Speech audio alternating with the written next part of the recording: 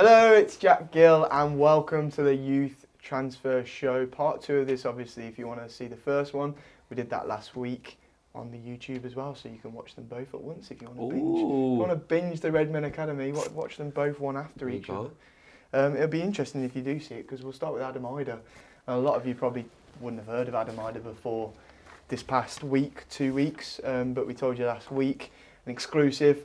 Liam told us that he was meant to join Doncaster Rovers. Where did Liam get it from is what I want to know. Liam, where'd you get it from? He's got some insider knowledge. Inside sources. There you go. Inside sources at Donny Rovers FC. They told him that he was going there. Apparently he'd agreed to join Doncaster. Yeah. He was going to go on the Monday after the FA Cup games, but then he scored a hat-trick. So he's too good now. Probably. Outgrown Doncaster Rovers in one game of football. It's mad that, isn't it? Scored a goal. Scored a goal, well, more than one, but scored a goal, and that's all it takes. Sorry, I don't know why I'm slating your club here, to be honest with you. I'm sure they're really good, but maybe they've looked at it and just gone, look, can we afford to, if he's now starting to, maybe not hit a bit of form, but if he can get goals, is it worth keeping hold of him? Yeah. Because that's always the problem with these youth players. If they start hitting a vein of form, you loan them out, and then what? Did he carry on that upwards trajectory, or did he have to start again and try and learn a whole new system? And will you still have that same confidence that you had? You never know. Yeah, I completely agree. I also think it's probably the fact that obviously he played against Preston in the Cup, Championship team. Maybe now Norwich are thinking, you know what, maybe a Championship loan's better off for him. Yeah. That might be the case. What's your thinking, James? I think, obviously they've got injuries, haven't they, to Pukki, who I think he's on his way back now. But obviously if you can't rely on him being available straight away and staying fit, then you need to have someone who's got a taste for goal too. And having him around the squad is going to bring out sort of a sense of confidence in the other players, as well as knowing that you've got someone waiting in the wings who's hungry for these opportunities. And is probably maybe too good for sort of League One level now. Well, yeah, and he made his first Premier League start at Old Trafford, as Liam predicted last week. But Liam's still pretty confident he'll be a Doncaster player at the end of the season. It's fair enough. It's a shame they lost by. It was 4-0, wasn't it? It's a shame. I think it'd be nice to see him play a bit more, just give him a bit more of a chance. But then you'd assume that he'll play every single game for Doncaster. So that's probably a thing where you want him to get consistent games of football, and it's something that we speak about for all of these players. Is the consistent football that does it for you. Obviously we're going to speak about like Havertz and stuff like that. He's a young kid, but he plays week in, week out, like top level football. It's the same with Trent and all these players. You need to be playing consistent football, and yeah, it does matter where you play, obviously, in terms of what like position in the football pyramid you're playing in, but also just getting your foot on the ball and being used to playing week in, week out. I think so much more vital for a lot of these youngsters. I think another thing is, obviously, they had Pukki injured, but they also had that Josip Dermic out injured. Yeah. I mean, they're not going to turn to Ida as a player that's going to keep them up. They look dead and buried already now, Norwich. Yeah. And it's whether they think, you know what, it'd be better for his career, goes out on loan to Doncaster and see what he can do back at Norwich next season in the Championship, because obviously they're likely to lose Pukki. He's probably going to go to another Premier League club. And Dermich as well will probably go back abroad somewhere. So it'd be interesting to see if he has a good loan spell at Doncaster. Have him ready for next season and then to go firing. But it's hard though, because he's 18. Norwich, even if they go into the Championship, if they do lose Pukki, you've got to go out there and get someone who's done it. Like who's done it. Goal scorer. Yeah, you've got to. You can't be relying, especially in the Championship, especially like you want to get it back up straight away. Yeah. This kid is improving, and it's hard for him. I think you're right in terms of best for his career kind of thing, because I think Norwich will go out and get someone and be like, look, we've got a squad that challenge sometimes in the Premier League. This is what we are. Teams will be looking at them going, this might be an opportunity for me to bounce back up. I'll go there, and then that's his chance in the team gone, really. Yeah. Don't know. I just think if he does well at Doncaster on a short loan spell until the end of the season, then he's ready to push for that starting place at Norwich in the Championship. So it'll be interesting to follow that, and we will follow it and see if he does end up at Doncaster. Another one that's been completed this week, Emil Smith-Rowe has joined Huddersfield from Arsenal on loan. I mean, I was intrigued about Emile Smith-Rowe. I know he did well in the Europa League at Arsenal in the group stage last season. He then joined Leipzig on loan but didn't really get much game time. He's come back this season. He's played a few times in the Europa League. 3 appearances in the Europa League. I think he's made 6 appearances for the Arsenal first team all together. And he's played 6 games in Premier League 2 with 2 assists and a goal. So he's got pretty good stats on paper. I know last season in the Europa League as well, he scored 2 goals for Arsenal, and that's what got him his loan move to Leipzig. But unfortunately, he picked up an injury, which meant he couldn't really play much for them. Obviously, it's a good move for Huddersfield. But let's look at from a Smith-Rowe perspective. James, it would be good for him to play football week in, week out. I think he had to go, really. He's got Reece Nelson ahead of him, hasn't he? And Bukayo Saka at Arsenal. Is he realistically going to be getting many more chances, especially under a new manager at sort of the business part of the season now? You can't really be affording to experiment around, even though they are in a bit of a creative rut at the moment. They have got established forwards. That's probably their best position right now. Plus, they've got these insanely talented players who suit their playing style to a T. Fast, direct wingers. Is he really that at the moment? I don't think so. And I think getting used to physical, fast-paced football in the Championship is only going to benefit him, especially at a Huddersfield side who are on the up after a tricky start to the season. Yeah, I'd completely agree with that. I think it's a really good move for him, and it'll be interesting to see when he's given a regular spell of playing football how he'll do. Tom? Yeah, there is one thing. I mean, he's played in the Europa League 3 times. He played v Man City and he's played versus Everton. I think there's, again, something to be said. He's playing at that level. And I think Ljungberg has spoke to Arteta basically and said, just don't waste him, you know what I mean? Play him, because obviously Ljungberg sees something in him. He saw something in him. He gave him his Premier League debut for Arsenal, I believe, against City. His full debut, was it? Was it? First start, I think. Yeah. Well, all right, v Everton then, sorry. And I think that's a big thing, to have that bit of confidence behind you, so he knows that, he'll go out on Huddersfield on loan. We've still got people back at Arsenal who do see something in you, and it is a case of, it's not a case of you're going out on loan, there's nothing for you there, you know what I mean? It's a case of going out on loan and going, look, you speak about having insanely talented players, they've got a big clutch of talented youngsters. I mean, we saw when they played us in the Cup, like the Martinelli was fantastic, Saka was fantastic. They've got players who are on the cusp, ready to step up. It's going to be challenging. I think you're right. You want to get out there and you want to start showing it. Maybe you won't have that opportunity at Arsenal, like you talk about, going to the back end of the season, really challenging and trying to push for Champions League spots and the top 6 spots and what have you. Yeah, it's going to be difficult for them, but that's what it's all about. If you can come back at the end of that loan and be like, look, here we go, I want to push now for a place at Arsenal, it's not going to be bad for him. It's similar to sort of the Brewster situation, isn't it, where he's got very talented players in a similar position to him who are probably closer to the first team, and it's sort of been, look, you're going to go out on loan, you're going to get these minutes that you need, because you're not going to really get them here at the moment. Yeah, I was going to say that. Obviously, we saw him do well in the Europa League last season with Arsenal, and then he was loaned out to RB Leipzig.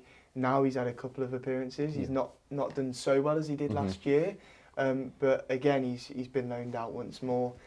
Where does he stand at Arsenal now, Smith-Rowe? Is it that he's fighting to, like Tom said, work his way into that Arsenal side? Or do you think Arsenal are probably looking to offload him on a permanent basis? I mean, I think he's got time on his side, really, hasn't he? He's only 18, 19? 19, so, yeah, so I think he's unlucky that he's got other players. A lot of players come through in a similar position to him. But if he can prove that he can perform in a Championship week in, week out, when the lads are ahead of him are getting the odd game in the Premier League and doing, all right, it's got to put him at the end of the season in a similar position to them where they know they can rely on him for those sort of lower games where they can afford to rest the first team players. Because there'll be similar levels of opposition, won't it, between your relegation sides in the Premier League and your better Championship teams. So I think it's only going to do wonders for his confidence too after that tricky move. I completely agree, and it'd be interesting to see how he does there and how he can help Huddersfield. Of course, I know they've started to do well since appointing the new manager, but it'd be interesting to see if they get even better with players like Emile Smith-Rowe. Probably the biggest story of the week in terms of signings, Gedson Fernandes to Tottenham. He's gone on an 18-month loan deal. Very good player, obviously, at Benfica. Young lads, West Ham were also apparently interested, although I saw something this week somewhere saying that West Ham were never in the race for him, so interesting that. But apparently at the end of the 18-month loan fee, it's €65 million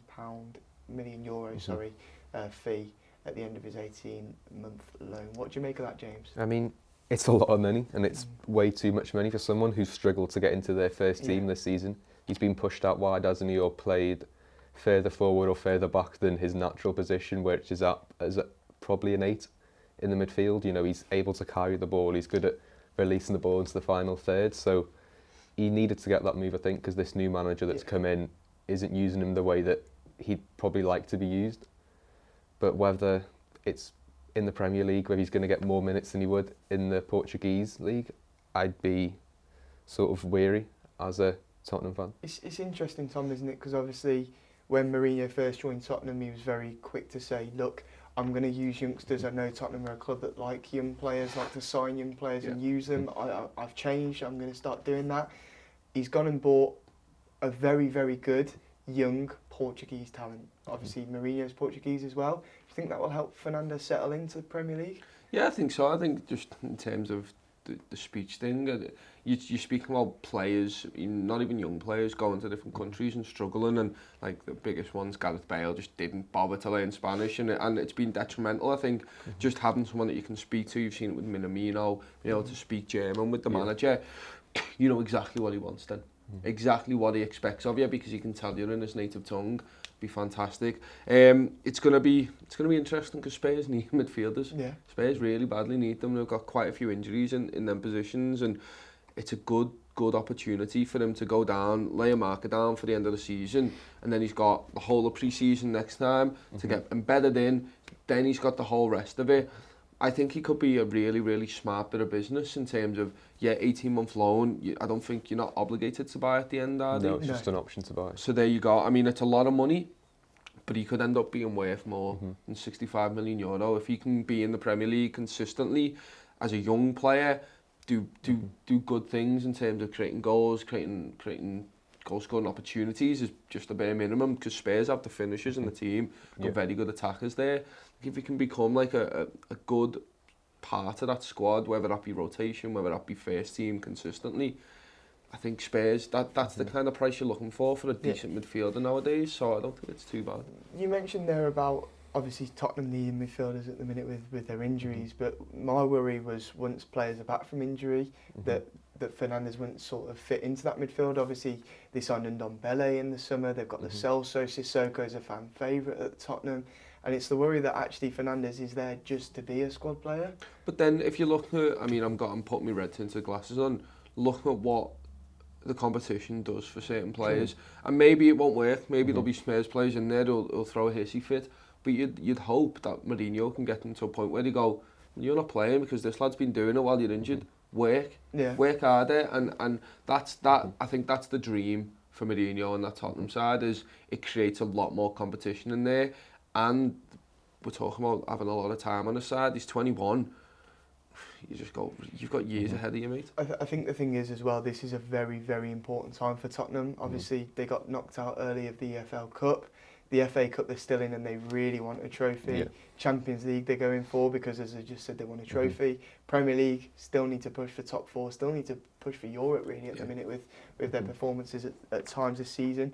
Do you think Gedson Fernandes gives them quality that they need to bring a trophy this they're season? Losing talent this season, aren't they? They're losing Wanyama and Eriksen in midfield, so that's going to be quite a big loss for them. They're losing that experienced personnel. Say what you want about Wanyama, but he knows how to do a job in the Premier League. He's not glamorous and he's probably not at their level anymore.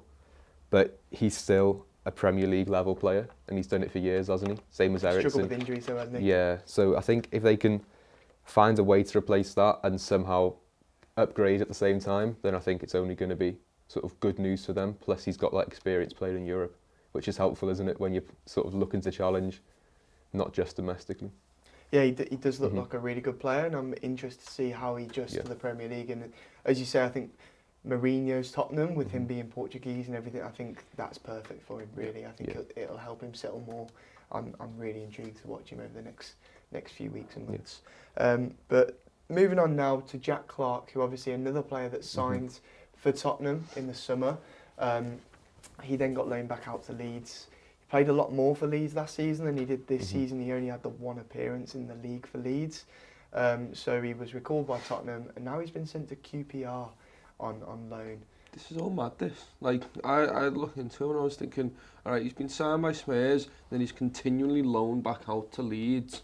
So obviously he's got a good, like, setup there, but it must have stagnated. It must have just got to a point where they're like, What I think with this is, I think obviously Leeds have known that they're going to lose one of their probably best players from the season before. He was very important for them as they tried to push for promotion. Yeah. I think they've replaced him and then managed to get him back on loan. I think the replacement has also done a goodish job, and they've gone, you know what, we'll use you as a rotation player. I think he's picked up an injury as well during the season, Clarke, and then I think he's just struggled to get back in. And I think maybe for Jack Clarke as well, obviously I'm jumping to conclusions here, but it might be an attitude thing where his head's already at Tottenham or what. You just never know with these young players, do you? It could be one or two things. Yeah. Which one do you think it's more likely to be, James?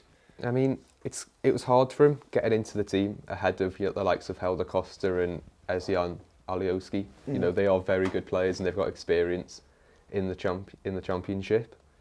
I think it's just a matter of the wrong move for him, and the fact that they've brought in players. I know they did lose Kemar Roof over the summer in not great fashion. That went down quite poorly, I think, in Leeds, but they've brought players in who I think are a level above him and they know are going to be there next season, whereas why are they going to give him game time when they know that he's gone? When they've got players who are quality. We spoke last week as well, didn't we, about Marcelo Bielsa and how he likes sticking to things, even if it's not necessarily working at one point. He has a plan and he likes improving what he wants rather than chopping and changing all the time. And I think... No, sorry, Karim. And I think he's probably struggled through that as well, Jack Clarke. Yeah, it's weird though. Why would you want to improve someone who's not going to be there? Why would you invest time and money into that when, like you say, if you've brought someone in, you want to develop them for the future. You want them to be someone instead of this kid who's eventually going to leave because he's not your player. It's a big part of why Jurgen Klopp doesn't like bringing people in on loan, or pretty much a lot of teams don't, is because like you're spending a lot of money on this player development, as I said before, and just it seems like there's no point. It seems a no-brainer for Leeds there, where you just look at it and just go. No. I think as well, James, when Jack Clarke was first recorded, I think everyone looked at it as be like, why? Do you think he'll do well at QPR, and in the future, can you see him playing for Tottenham? I mean, they've spent a lot of money for him. I think it's about 15 million they've spent on him, so it's quite a big outlay just for sort of a gamble. And he's 19 years old, so I think he's got obviously time on his side, and going to QPR where they've got quite an exciting attack with that Eze, who's got I think 10 goals this season. It's going to be an exciting time for QPR fans because they know that this lad can perform, and he did well last season. I think he only got 2-3 goals in the Championship, but he was a constant threat. Yeah, I was going to say, in terms of how he played, he was a threat for Leeds last season, but he didn't really pick up many goals or assists, did he? I think he got 2 of each. So it was interesting for Tottenham to spend as much money as they did, but they clearly saw something in him, and it's whether as a club they can get that out of him, which with loan after loan might not be the way forward. No, it's a lot of money that, and like you say, it's a massive gamble. You're just hoping, but then I'm surprised then if they've spent that much money on him, keep him around your system a little bit is the weird thing for me. Why are you just continually loaning him out when really you want to get him in and you want to train him up to be playing at least in your youth system? You'd expect get them like ingrained in the club. That's quite strange to me because they're not. How are you going to make money on him? You've then got to keep hold of him until he's good when he's 24. Well, I assume he was told when he signed that he'd spend a year out and then come back to Tottenham and spend next year with them. So I think maybe they didn't have a plan for him yet, and they've loaned him back out to just analyse him a bit more before he comes back, maybe. It is hard with a new manager coming in as well, so I guess he's looked at it and just gone, well, I mean, it was still probably Pochettino at the time when he loaned them out, but Pochettino had bigger things on his plate than to be worrying about this young kid. He's thinking, I've got to go for this, especially after losing Champions League and stuff. It was all Spurs weren't in a very good place anyway. So it'd be interesting to see if Mourinho has a plan for him at the start of next season, I should say, and just be like, look, right, I've not had a chance to look at you because I've been developing my system into this team. Right, let's see what you've got in pre-season. Yeah, it will be interesting to see if Mourinho even wants him or fits him in, or whether he's a player that goes next summer. So it'll be interesting to watch that. An interesting one this week as well, Patrick Cutrone from Wolves. Obviously, he only joined Wolves in the summer. He's gone to Fiorentina on loan back to Italy, of course, 22 years old. Some of you may be wondering why we're talking about this on an academy show, but obviously 22 is still very young for a footballer. And my point in talking about him today is obviously he's a young player who's moved from a different country and he's clearly not settled in, Tom. Yeah, strange. Well, I say strange, it must be really, really tough, to be honest with you. I was thinking, as soon as I heard about this, I was thinking about players, English players, because that's where I'm going, that's my reference, is English players going to Germany. Nat Phillips going over to Germany and the cultural shock and the language shock and having to fit in and what have you. I think it's a bit different for him because he is playing for, it's Wolves, they're a big team at the moment, they're trying really hard. Lots of football. Exactly, and as much as I hate the stadium and the fan base, just purely because of Liverpool losing there in the cup, but they expect quite a bit. To be fair, they've got good players in there. Obviously, they've got the super agent who supplies them with a lot of players as well, and it must have been on top of that shock, a lot of pressure in there, like I speak about, and that must be tough. I think he's probably just gone, look, I need to get my head sorted. Want to be back in my familiar surroundings, and then maybe at the end of that, it'll be like, right, I'm ready now, I'm ready to go again.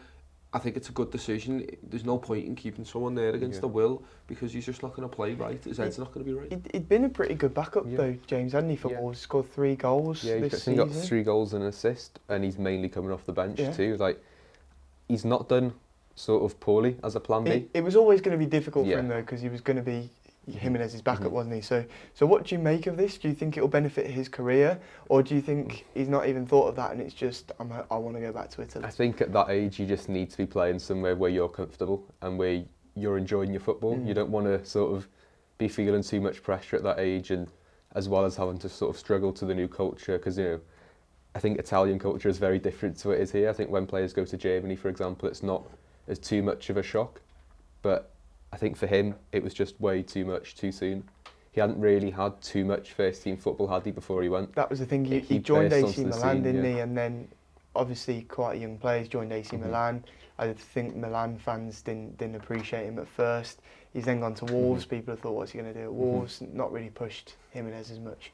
But anyway, he's joined Fiorentina now, and it's just another name for Bobby Duncan to try and beat out and try and get into that team. And makes you think as well, doesn't it, when it comes to Bobby Duncan, if they'd stayed around this season, you think he'd have played a lot more, Tom? Yeah, he'd be playing against Shrewsbury, you know what I mean, or at least be on the bench. And it is a shame. I was speaking about Bobby Duncan the other week on a news show, and I feel sly on him. I know he's done what he's done, but it was his agent at the end of the day. It is my big issue, and he's given bad advice. Now he's at Fiorentina, and is he still struggling to get into the first team? He's not had a first team. I think he's played 8 times for the under-21s, under-20s. So it just shows. And I think it's quite good though that it's happened, not for Bobby Duncan, but for the other youth players in Liverpool set up and just go and stick around. This is another reason why I've just brought him up, because James, I wanted to talk about how actually at the start of the season when Saif Ruby comes out and makes some pretty bold comments about how Liverpool treat youth players, and we've seen this season how much Liverpool have actually upped our academy and how we treat young players and how we play them more and breed them in with the first team. We've seen a lot this season, even when young players haven't made the first team, they've been in the travelling squad. Do you think those comments affected us at all, or do you think this was always in the making? I think it was always going to happen. I think you don't change your approach based on one agent running his mouth, essentially, do you? And I think every player that's come through this season has said how much support there's been at the club, how they've always had someone they can talk to, there's always been coaches there sort of to help them develop their game, and I don't think that's anything new. It's been in the works, hasn't it, for about 3 or 4 years since we overhauled the academy. So I think it was more just a lot of bad mouthing to try and get the move, and then deal with the consequences of it afterwards, because it just seems completely unfounded. Yeah, it certainly does. And well, now our youngsters are living life, and he's probably not liking his, but at least he's got a new agent now. Yeah, no, that is a big thing. It is a shame because he had that good partnership with Glatzel, didn't he? Yeah. And to be honest, I thought Glatzel in pre-season was a lot better than Bobby Duncan. Obviously, Bobby Duncan scores at the end of a great Glatzel run, and I know Glatzel's been injured and what have you, but I can't wait to see him again. I really can't wait to see Glatzel play again, because I just think he was exciting, and we've got quite a few of them in our setup and kind of breaking through, but I really thought he was good on the ball, got his head up and picked the pass really well, and it is a shame that good duo got split up because of an agent, really. Yeah, it's difficult, and it's going to be good to see how Paul Glatzel bounces back from that ACL injury when he comes back, probably next season. Yeah. Moving on, the player that Liverpool have been linked with, Kakir goalkeeper. Been linked with him pretty much all the start of the season, haven't we? But now Trabzonspor have said that we've made a bid for goalkeeper Kakir. Done a bit of digging into him. He's conceded 27 goals in 25 games in all competitions, only keeping 2 clean sheets. Now, the backstory behind this is supposedly Liverpool want this goalkeeper. Daniel Sturridge is apparently making an agency for when he retires, and Kakir was one of the first players that he wants as his. Really? Yeah, that's what I've read. What? So, interesting. But the question I'm going to pose is, just why, James? Why would we be interested in this? I mean, I've been asking myself this for ages. It doesn't make any sense at all. I don't think Adrian's going to be going anywhere. He seems to love the club, doesn't he? And let's be honest, anyone coming in isn't going to be a first teamer for at least another 5 years. So why would Kakir spend maybe some of the best years of his career sitting on the bench when we've already got a very good goalkeeper who's more than happy to do that, and keepers coming through the academy too, who will, eventually fill that gap? Medals, that's why. Yeah. That is why. I was rewatching Champions League games and what have you this morning, and I watched the celebrations when we won the Champions League final. Simon Mignolet didn't care that he didn't play 1 minute of football. He jumped around on the stage and enjoyed it. I mean, you are right though. Why would you do that? I think the quotes that he's come out and said, the president have come out and said, are quite funny. It kind of makes that seem not as serious in terms of, because he has come out, so a team that's undefeated in the Premier League wants my keeper. In other words, Liverpool goalkeeper is in my goal. It sounds like big talk in terms of, like, 1, it's not happening, and 2, I'm trying to, if he is going to move, we want more money for him because he's Liverpool's goalkeeper, they're interested. I think it's a lot of speculation and talk. Yeah, I do think that. I think it's very interesting because obviously we didn't really want to sign Lonergan at the start of the season. We had a lot of goalkeeping injuries and were forced into it, really. Kelleher's come back. He's been involved with the first team at times, but there's rumours that he'll go back out on loan. Grabara, where does he stand at the end of the season? Will he go? We've got some very good youth keepers. You've got Winterbottom, Orzezinski. Yeah. It's interesting to see, and it's whether I think that the club is planning for Kelleher to go out on loan next season, and also Grabara maybe to move permanently. Well, I don't know. That's the thing for me, because obviously I don't think Kelleher's been to a good enough standard the games that he's played in, and I know it's hard. You're coming in with a back four that you've not really played with, and that's all kind of mixed match. But against Arsenal, I don't think he was good enough anywhere near. And then Aston Villa as well. Yeah, exactly. Just don't think he wasn't confident enough in goal, and that was his main thing. He was good on the ball every now and then, but his saving wasn't good enough. He needs more regular game time. That's exactly what he needs. He's a player that would benefit massively from a loan. Yeah. It's just, for me, would we have this goalkeeper for sort of 10, 15, 20 million, whatever they're asking for him? Would we have him when it's just for third choice? But then it's hard because it depends on Grabara. It does. I remember we had a conversation about him and we put a social clip out, and he replied. Yeah. He was like, "No, I want to be first teamer. Yeah. I want to be first choice." He got that at Huddersfield. Not doing very well. Weren't doing very well. He's doing all right now. Doing all right now. Of course, I think there's been an upturn in form, but I mean the whole team. But is he good enough? I thought he was quite good, to be fair, and I think the confidence was massive. I remember watching all of his interviews with Huddersfield, and he was like, I'm here, but he was always focused on, I'm learning to be good enough for Liverpool. There was always a case of, I'm not staying at Huddersfield, which, all right, might anger some fans, but at the end of the day, I mean, he's going to give his all for your team to try and make his mark for Liverpool. I think it all depends on him, whether we get this keeper, or I don't think we're getting this keeper, whether we get another young keeper, because that's what we're lacking at the moment, I think. Quality young goalkeeper. We've got two, Kelleher and Grabada, who might do in the future, but I don't think that they're anywhere near yet. There's an interesting Winterbottom in the under-23s. Obviously, James will know. He's a very good goalkeeper. I think he'll probably come through in the future. They've spent a lot on the youth goalkeepers, so they've got two keepers in Jaros and Dorzinski, who they've paid about $500,000 for each for when they were 16, which is quite a big fee for an unknown player. So I think it's just sort of waiting now until they come to fruition, really. Obviously, with goalkeepers as well, it's so easy to see that, because if they make a mistake, it's glaringly obvious, isn't it? Because of the position they play on the pitch. So. And if your centre halves aren't playing to a degree, if your defence isn't doing well, which your midfield isn't doing well, you're going to concede goals. And that's been a problem this season with the youth teams. We're going to play a bit of a game now. I'm going to name a few players. Like Monopoly? Oh. No, that would be boring. I don't know, I think we could make it fun. I reckon we could make a game of Monopoly. Okay, next week we'll play Monopoly. Okay, I'm game. Okay, but today I'm going to give you names of youngsters, global superstars, young talent, and you're going to just tell me where you'd like to see them play. Obviously, don't answer Liverpool for every question. But in terms of where you think they'll fit, whether they'll... just what you think of them, really, just quickly summed up. Obviously, we'll start with Kakir. Do you think he'll go to Liverpool, both of you? No. I just can't see it happen at all. I reckon he goes to Everton.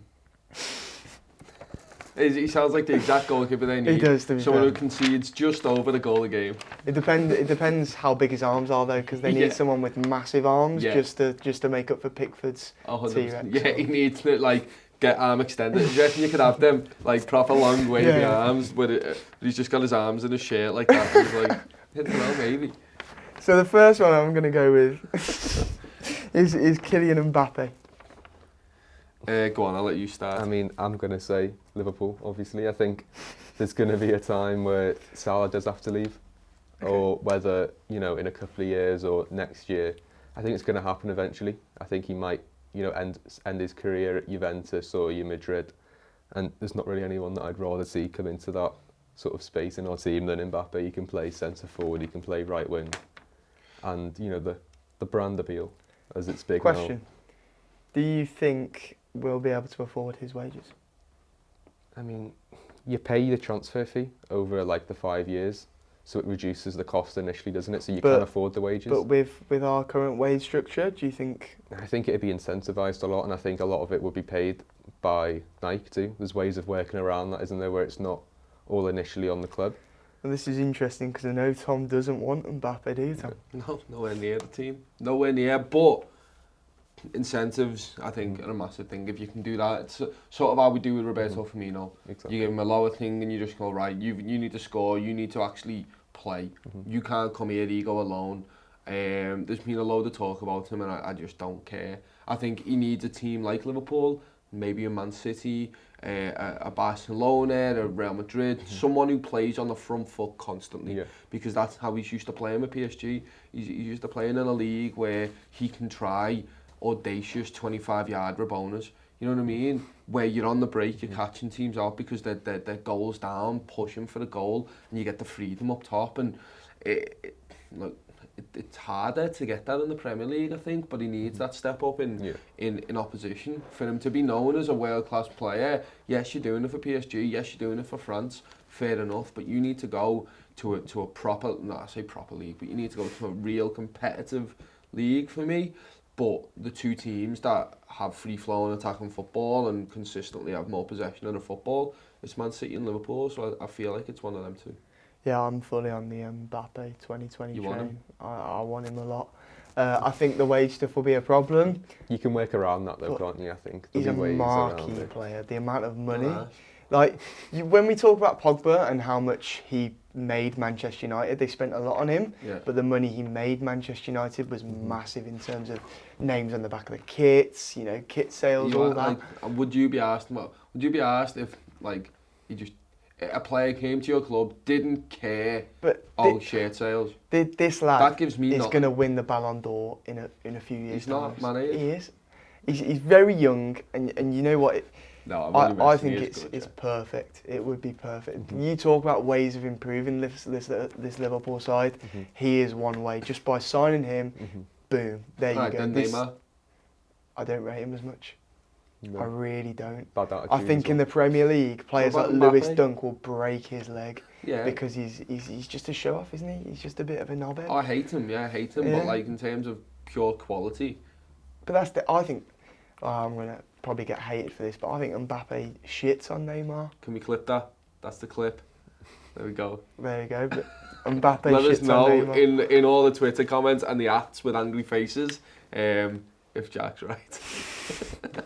But next one, Kai Havertz, who we'll talk about now. Obviously, in the last few days, he's been linked with Liverpool, £100 million apparently, according to the Daily Mail. Obviously, with the news that the African Cup of Nations is moving back to its original time of being in the winter, we are going to need strong wingers, because let's be honest, Senegal obviously got to the final last year. Egypt, Mo Salah really wants to win things like this with his country. He said that before. So if those two both go far in this competition, we're talking 2 months without these players. So getting a very good winger is going to be important this summer, isn't it, Tom? Well, I think he can play non-attacking midfield slot as well. I think he'd definitely bolster our team regardless of that. I don't care about the African Cup of Nations with Kai Havertz. Get him in. He's that good of a player. He plays a false nine as well, or as an 8. He can play anywhere. He can do it all, and he consistently gets goals. And I was speaking about before, these players, you get consistent games of football. He gets consistent games of football at the top level, playing Champions League games. He's playing by Leverkusen. He's playing in a good league there. I think that's probably it goes Premier League, then the Bundesliga for me in terms of challenge, and it's been all over the place this season as well. I just feel like you get him in, you pay him whatever he wants, and he won't be commanding wages that Mbappe is commanding. He'll come in as a solid player to kind of come in there and be the next one through. We've got players like Naby Keita, we've got Oxlade-Chamberlain, Henderson pushing further forward, but if you need someone who's going to take up that attacking midfield role and then other places in that from 3, or maybe we even change formation because this kid's that good, you get him. He's a star in the making. We're speaking about having players that we make world class. He's on the cusp already. Get him. He'll probably be the best midfielder in the world in about 6 years, because he's got everything. Yeah. He can shoot, he can pass, he knows when to play those sort of balls that you very rarely see through a season that go for your goal of the season contenders. He knows how to do everything, and he's only 20 years old. It's been hard for him this season, but he was incredible last season. He was boss the season before as well. There's a clip as well, Liam. Best in the world in 6 years' time in midfield. I'm calling it. You know what? I'll twist on that. Genuinely, better than Mbappe. That's a clip. Havertz 2022. There we go. It is interesting. What do you both make of the price tag? Because obviously he's a very good player. We've all covered that. But it's a lot of money. I mean, they lost Brandt for 25 last season, so I can't see it being in the 100 million range. I know we did have a clause in there, but they put that clause in, and they knew that someone was probably going to activate it, so I don't think it's a matter of, we want this much money. I think it's to ward off interest. I think they would negotiate for less. I think we'd have got him in the summer just gone, we'd have got him for about 40. But obviously, as his name's getting thrown about more now, that's obviously going to drive it up. I think he missed the trick a little bit. He is their poster boy as well, isn't he? Exactly. He's the main man, and he's 20. It's ridiculous. I think it's worth it. I think you're speaking about getting a player in and paying over the odds. Yes, he would be the most expensive player in our history, which is, if it was 100 mil, which I don't think it would be, but I think it'd be around the 60 You build a team 70. around him as well, don't you? It's an investment. But interestingly, you said yesterday James Pearce said it's not happening. Yeah, so basically, he just said no. Chris had a whole section, go and watch it. Chris had a whole section, and it is a very interesting show. If you want Kai Havertz talk, you're not getting it from that newsroom. But Chris just had a whole thing like Kai Havertz, and he just went, yeah, it's not happening. And whether that's the club have told him to say that, whether that's the club are keeping hush on it completely, and he's asked and they've gone no because they're doing stuff behind the scenes, you never know. I just feel like Liverpool aren't going to just say that and then let James Pearce tweet it out. They're not going to tell him. So, but he's never usually concrete in saying definitely not, is he James? So I mean, the way you said that now, it does sound a bit like he shut it down straight away. And normally you have a little discussion, don't you, and you say what they would bring to the team, but if it's been shut down straight away, and you think maybe, has he been told not to say that? You know, I'm not assuming what he knows and what he doesn't know, but this is what I mean. Usually when he says stuff like that, he wouldn't say definitely no. I think before, when he's hushed things, they've never come to anything. When he said, you know, it's not happening. Well, he might just be sick of writing about him because he's obviously got pieces ready to go for when we do sign him, and he's just like, oh, I've been chatting about him all day. His drafty tweets are just stuck, aren't they? Yeah, and he's just like, stuff. Are we interested? No, maybe that's the score. I'm just bored of it now. Yeah. Well, these two seem certain that Havertz should be a Liverpool player very soon. Jadon Sancho, where do you think he'll end up? Spurs. Yeah, I think he'll go to City. I think he'll go back to City. Do you reckon? Yeah. City or Chelsea, I'm saying. Yeah. If Sane goes, he's the perfect replacement. Yeah. Do you not reckon Bayern Munich snatch him up? If they get Sane, no. Oh, food, yeah. If he because apparently he's having doubts about going now, isn't he? Yeah. So the way he's been felt, like the way he's sort of been looked after, the way the club made him feel. So I don't know where that's coming from either. But obviously Bayern already have Koeman and Gnabry. Yeah. So it's whether they need. Yeah, but it doesn't matter whether they need him. They just buy players, don't they? Just to take him away from the opposition. Well, that's it, especially Dortmund as well. To be honest, the reason why I said Spurs is because look, he's got pace, he's got skill on the ball. I think the way that Mourinho wants to play with that Spurs team, he needs more pace in there. He loves catching teams on the break. Jadon Sancho will do that for you all day. I think as soon as I saw him, I went straight for the Premier League, and that's purely because I think he doesn't need to, but playing in the Premier League gives him a better chance of breaking into that England side. I think as well, with Sancho, Chelsea's interesting, because obviously if Lampard continues this young team that he's breeding through at the minute, he brings in Sancho. You know, they brought in Pulisic, young American, but he's not been anywhere really near Hazard's level. If you're talking replacing Hazard, you got here's Sancho. There you go. Yeah. So that would be interesting. The last one for today, and then we'll do the rest next week. Upamecano, Leipzig, 20-year-old centre back. I really like him. I think he's a very good player. He's sort of pushed those errors that he had in his game last season out, and he's matured a lot despite his age. But I think he's going to go to Arsenal. I think he's always going to go to Arsenal.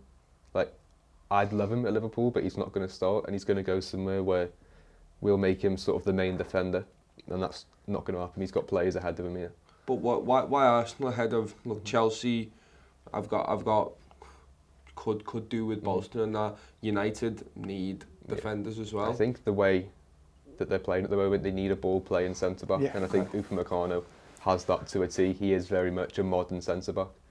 You've taken everything out of my mouth. Julian Nagelsmann, like you say, he's changed in this season completely. He's a lot better. He's cut the mistakes out, and I feel like another coach like him in terms of Arteta may be able to equally get the same, if not more, out of him as well. Could we? Do you reckon he'd do well at us if, like, a Lovren goes? Would he be good there as a third choice? Would he be happy with that? I mean, I think the money you're paying, he's not. You're not going to have him as a third choice. We're probably talking 30-40 mil for this, and I think, as you say, he'd do a job for us, but I don't think we'd spend that much, especially wages too, which would be probably what Lovren's on now, and we'd want to be cutting that down a little bit, maybe for the third, fourth choice, wouldn't you?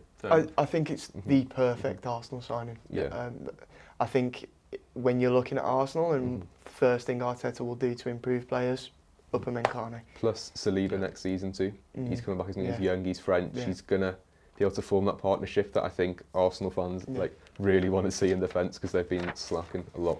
The best thing I like about this is we spoke about some of the best players around, and we've all said the Premier League, and I think that's just going to be fantastic for the Premier League in the coming seasons. All these young players I think want to come to the Premier League, and it's the same with all the biggest managers coming here and taking over teams. It's the place to be now, and mostly because there's a lot of money in it now, but also because there's so much competition, and like, think about how good teams are, and then obviously Liverpool at the top, but it's very, very competitive, this league. I'm not asked about people saying it's bad because Liverpool are doing that well. It's very competitive all the way throughout.